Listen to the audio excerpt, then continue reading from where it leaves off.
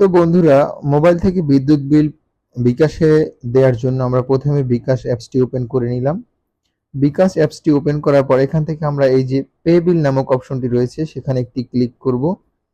তো এখানে আসার পরে নিচে দেখতে পাবেন যে এখানে বিদ্যুৎ, গ্যাস, পানি, ইন্টারনেট সব বিভিন্ন ধরনের অপশন রয়েছে। তো আমরা এখান থেকে বিদ্যুতের উপরে ক্লিক করব। বিদ্যুতের উপরে ক্লিক করার পরে দেখুন এখানে পল্লী বিদ্যুৎ প্রিপেইড, পল্লী বিদ্যুৎ পোস্টপেইড, ডেসকো, তারপরে নেসকো, ডিপিডিসি, তারপরে ওয়েস্ট জোন, তারপরে বিপিডিবি, বিভিন্ন ধরনের কোম্পানির নাম কিন্তু চলে এসেছে।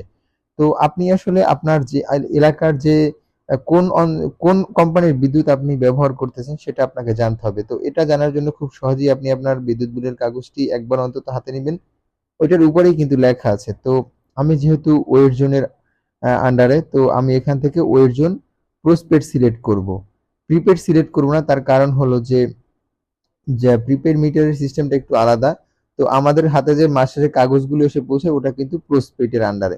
সুতরাং আমরা এখান থেকে পোস্টপেডে ক্লিক করব। পোস্টপেডে ক্লিক করার পর এখানে আপ টু ডেট মাসটা এখানে অলরেডি থাকবে। এবং এখানে শুধু আপনারা আপনাদের গ্রাহক নংটা দিবেন। তো গ্রাহক নংটা কোথায় দিবেন সেটা দেখুন, এই যে এখানে একটা পিকচার রয়েছে, এই পিকচারের কিন্তু উপরেই লেখা রয়েছে যে গ্রাহক হিসাব নং।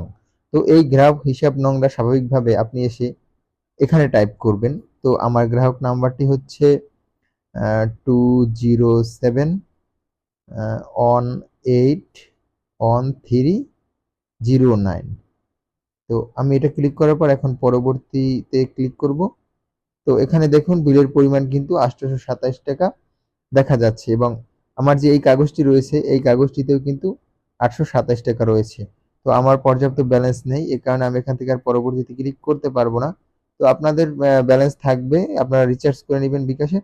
তারপর আপনারা এখানে পরবর্তীতে অপশনে ট্যাপ করলে ওখানে একটা গোল অপশন আসবে, ওটা চেপে ধরলে কিন্তু আপনাদের বিলটা পেমেন্ট হবে এবং আপনারা কিন্তু একটা মানি রিসিট বিকাশ থেকে পেয়ে যাবেন। তো ধন্যবাদ সবাইকে ভিডিওটি দেখার জন্য।